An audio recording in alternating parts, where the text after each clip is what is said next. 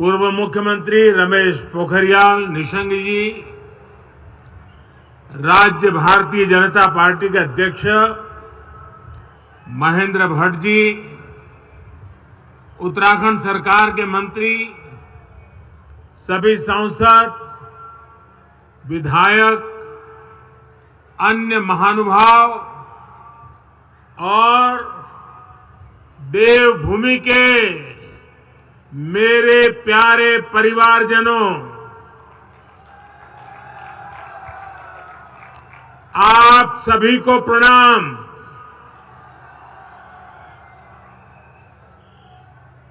आज तो उत्तराखंड ने कमाल कर दिए जी। शायद ऐसा दृश्य देखने का सौभाग्य शायद ही पहले किसी को मिला हो।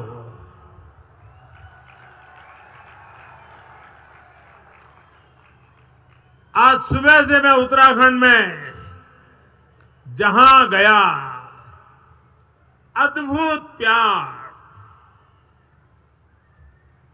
अपार आशीर्वाद, ऐसा लग रहा था जैसे स्नेह की गंगा बह रही है।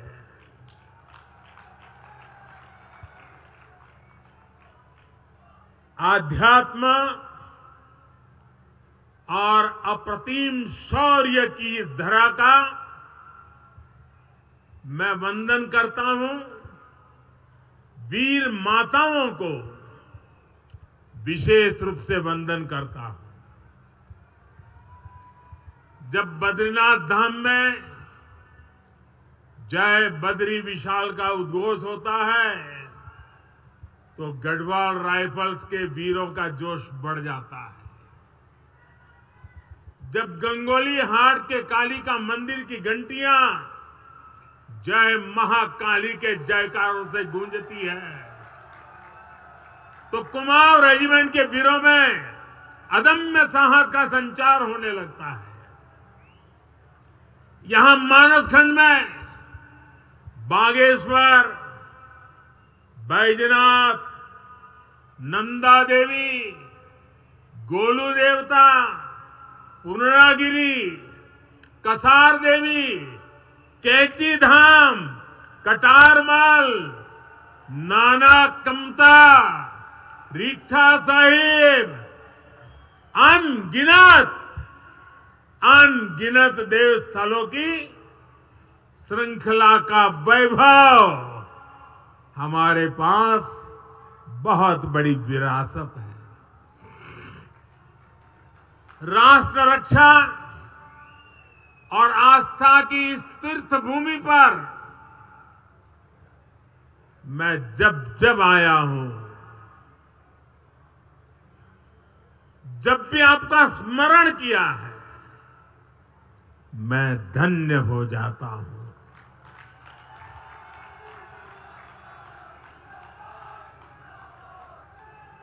मेरे परिवारजनों, यहां आने से पहले मुझे पार्वती कुंड और जोगेश्वर धाम में पूजा अर्चना करने का सौभाग्य मिला। मैंने हर देशवासी के अच्छे स्वास्थ्य और विकसित भारत के संकल्प को मजबूत करने के लिए और मेरे उत्तराखंड के सारे सपने, सारे संकल्प पूरे हो, इसलिए आशीर्वाद मांगा है। कुछ ही देर पहले मेरी मुलाकात हमारी सीमा के प्रहरियों, हमारे जवानों के साथ भी हुई है। मुझे स्थानीय कला और स्वयं सहायता समूहों से जुड़ी हमारे सभी बहनें, भाई, उनसे भी मिलने का मौका मिला। यानी भारत की संस्कृति, भारत की सुरक्षा, भारत की समृद्धि से जुड़े हुए इन तीनों स्वरूप में इस प्रकार से मेरी ये नए प्रकार की यात्रा भी जुड़ गई। सभी के दर्शन एक साथ हो गए। उत्तराखंड का ये सामर्थ्य अद्भुत है, अतुलनीय है। इसलिए मेरा विश्वास है और ये विश्वास मैंने बाबा केदार के चरणों में बैठ करके व्यक्त किया था। मेरा विश्वास है कि ये दशक उत्तराखंड का दशक होने वाला है और आज मैं आदि कैलाश के चरणों में बैठ करके आया हूं। मेरे उस विश्वास को फिर एक बार दोहराता हूं। उत्तराखंड विकास की नई ऊंचाई पर पहुंचे, आप लोगों का जीवन आसान हो, इसके लिए हमारी सरकार पूरी ईमानदारी से, पूरे समर्पण भाव से और एक ही लक्ष्य लेकर के आज काम कर रही है। अभी यहां 4,000 करोड़ रुपए से अधिक के विकास कार्यों का शिलान्यास और लोकार्पण हुआ है। एक ही कार्यक्रम में 4,000 करोड़ रुपए। मेरे उत्तराखंड के भाई बहन, आप कल्पना कर सकते हैं। मैं आप सभी को इन परियोजनाओं के लिए बहुत बहुत बधाई देता हूं। मेरे परिवारजनों, मेरे लिए ना तो ये रास्ते नए हैं और न ही आप सभी साथी नए हैं। उत्तराखंड में अपनेपन की अनुभूति हमेशा मेरे साथ रहती है और मैं देखता हूं कि आप भी अपनेपन के उसी हक के साथ, उसी आत्मीयता से मुझसे जुड़े रहते हैं। अनेक साथी उत्तराखंड के दूर सुदूर गांव के भी मुझे चिट्ठी लिखते हैं। हर अच्छे बुरे वक्त पर साथ खड़े रहते हैं। परिवार में कोई नए मेहमान का जन्म हुआ हो तो भी मुझे खबर भेजते हैं। बेटी पढ़ाई में कहीं आगे बढ़ी हो तो भी चिट्ठी लिखते हैं। यानी जैसे पूरे उत्तराखंड परिवार का मैं एक सदस्य हूं, वैसे उत्तराखंड मुझसे जुड़ गया है। देश जब कोई बड़ी उपलब्धि हासिल करता है तब भी आप खुशी साझा करते हैं। कुछ सुधार की गुंजाइश अगर कहीं दिखती है तो वो भी आप मुझे बताने में कभी पीछे नहीं रहते। हाल ही में देश ने लोकसभा और विधानसभा में महिलाओं के लिए 33% सीटें आरक्षित करने का बहुत बड़ा ऐतिहासिक फैसला लिया है।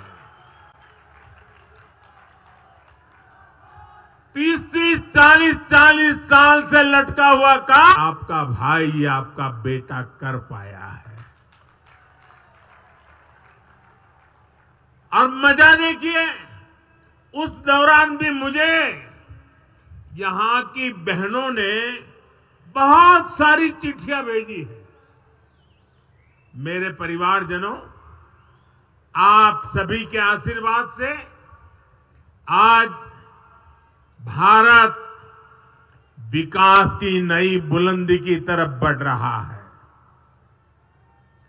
पूरी दुनिया में भारत और भारतीयों का गौरवगान हो रहा है।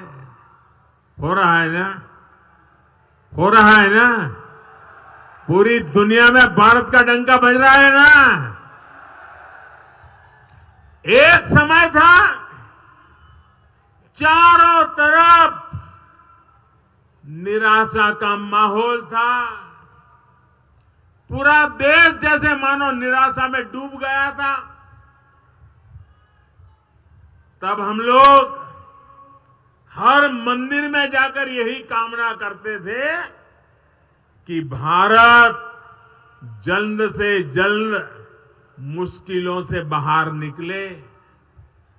हर भारतीय सोचता था कि हजारों करोड़ के घोटालों से देश को मुक्ति मिले।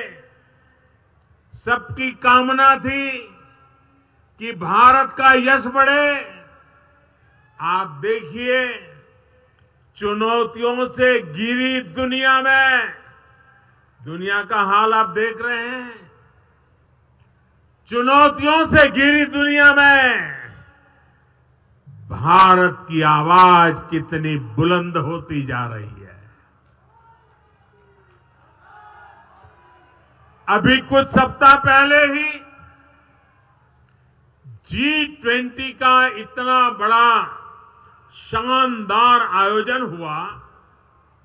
उसमें भी आपने देखा कि कैसे दुनिया ने हम भारतीयों का लोहा माना है।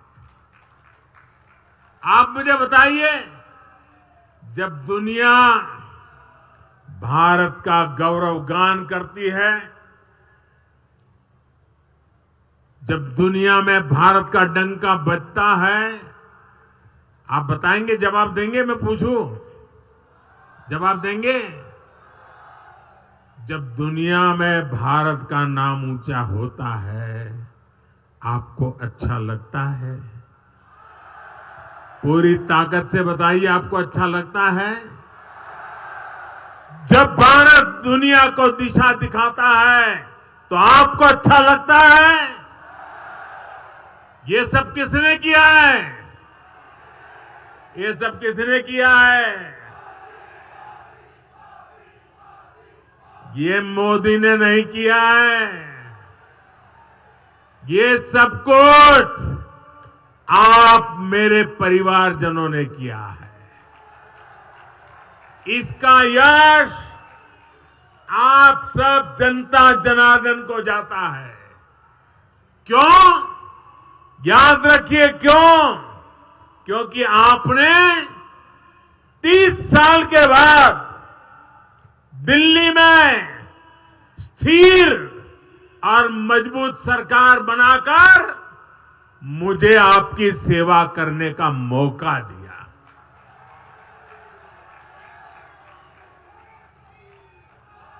आपके वोट की ताकत है। जब मैं दुनिया के बड़े बड़े लोगों से हाथ मिलाता हूं ना, आपने देखा होगा, अच्छों से हो रहा है मामला। लेकिन जब मैं हाथ मिलाता हूं ना, तो बराबर आंख भी मिलाता हूं। और जब मेरी तरफ वो देखते हैं ना, तो मुझे नहीं देखते हैं, 140 करोड़ हिंदुस्तानियों को देखते हैं।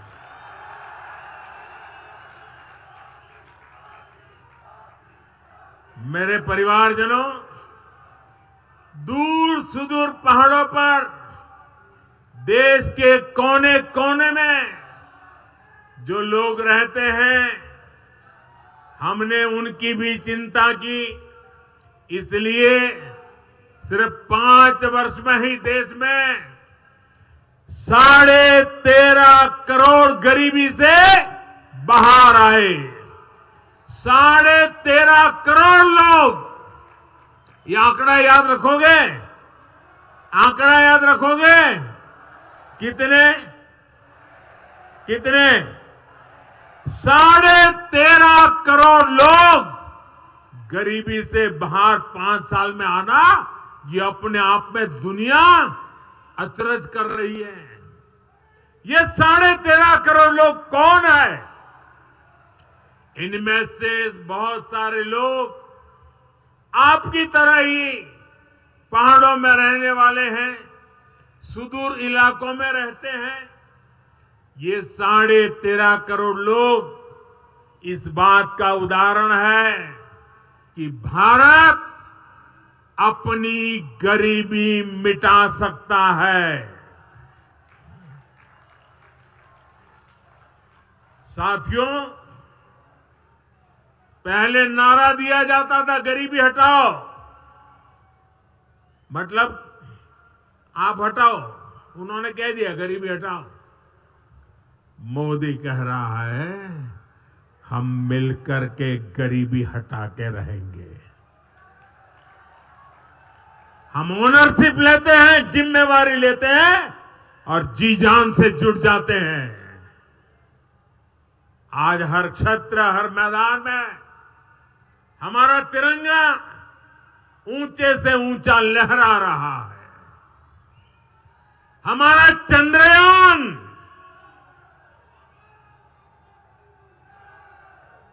ये चंद्रयान जहां पहुंचा है, जहां दुनिया का कोई भी देश नहीं पहुंच पाया।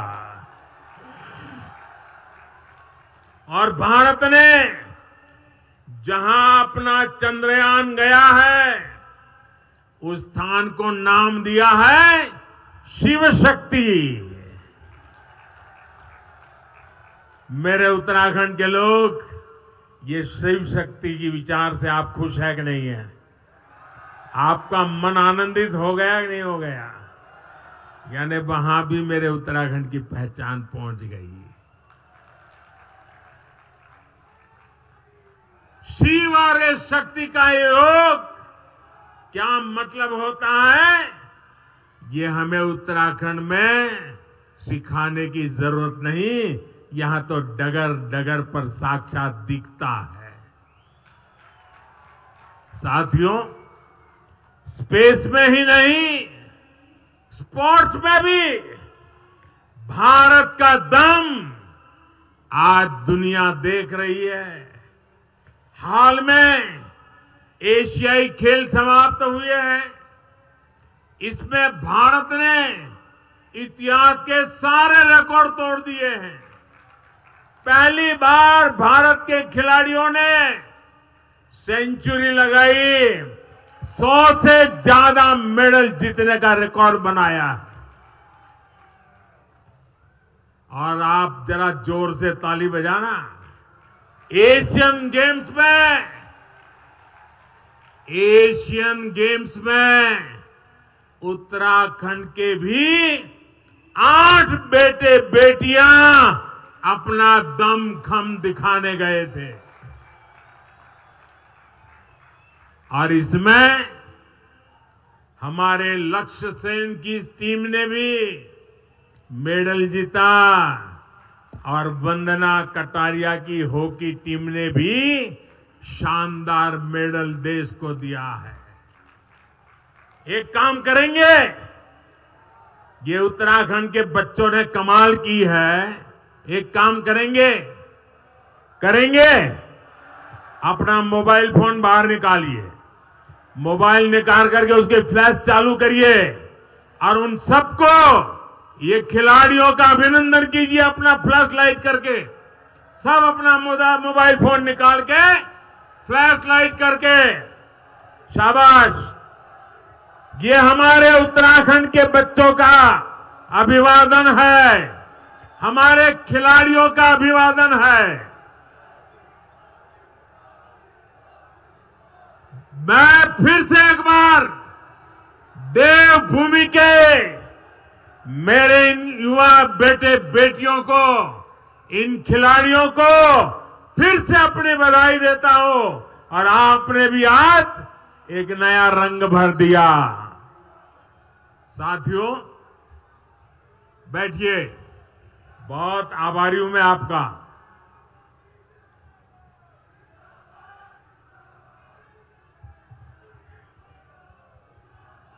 भारत के खिलाड़ी देश दुनिया में अपना परचम लहराए, इसके लिए सरकार खिलाड़ियों की पूरी मदद कर रही है। खिलाड़ियों के खाने पीने से लेकर आधुनिक ट्रेनिंग तक सरकार करोड़ों रुपए खर्च कर रही है। ये तो सही है, लेकिन एक उल्टा भी चल रहा है। सरकार तो कर रही है, लेकिन लक्ष्य का जो परिवार है ना, और लक्ष्य जो है वो मुझे हमेशा जब विजयी होता है तो आपकी बाल मिठाई लेकर के आता है।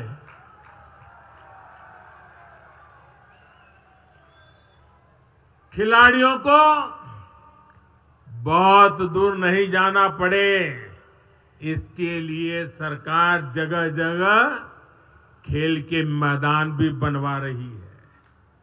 आज ही हल्द्वानी में हॉकी ग्राउंड और रुद्रपुर में वेलोड्रोम स्टेडियम का भी शिलान्यास हुआ है। मेरे नौजवानों, ताली बजाइए, आपका काम हो रहा है। इसका लाभ मेरे उत्तराखंड के युवाओं को मिलेगा। मैं धामी जी और उनकी पूरी टीम को भी बहुत बहुत बधाई भी देता हूं, बहुत बहुत शुभकामनाएं भी दूंगा, जो राष्ट्रीय खेलों की तैयारी में पूरे जोश से जुटी हुई है। बहुत बहुत बधाई आपको और आपकी पूरी टीम को बधाई। मेरे परिवारजनों, उत्तराखंड के हर गांव में देश के रक्षक हैं। यहां की वीर माताओं ने वीर पुत्रों को जन्म दिया है, जो मेरे देश की रक्षा कर रहे हैं। वन रैंक वन पेंशन की उनकी दशकों पुरानी मांग को हमारी ही सरकार ने पूरा किया है। अब तक वन रैंक वन पेंशन के तहत 70,000 करोड़ रुपए, उससे भी ज्यादा हमारी सरकार ने पूर्व सैनिकों को दिए हैं। इसका लाभ उत्तराखंड के भी 75,000 से ज्यादा पूर्व सैनिकों के परिवारों को मिला है। हमारी सरकार की बहुत बड़ी प्राथमिकता बॉर्डर एरियाज में विकास की भी है। आज बॉर्डर एरियाज में सुविधाओं का निर्माण बहुत तेज गति से हो रहा है। आप सोच रहे होंगे कि आपकी क्या गलती थी, ये काम पहले की सरकारों ने क्यों नहीं किया। गलती आपकी नहीं थी। पहले की सरकारों ने इस डर से बॉर्डर एरिया का विकास नहीं किया कि कहीं दुश्मन इसका फायदा उठाकर अंदर ना आ जाए। बताइए क्या तर्क देते थे। आज का नया भारत पहले की सरकारों की डरी हुई सोच को पीछे छोड़कर आगे बढ़ रहे हैं। न हम डरते हैं, न हम डराते हैं। भारत की पूरी सीमा, उस पर हम आधुनिक सड़कें बना रहे हैं, सुरंगें बना रहे हैं, पुल बना रहे हैं। बीते 9 वर्षों में सिर्फ बॉर्डर एरियाज में ही 4,200 किलोमीटर से ज्यादा लंबी सड़कें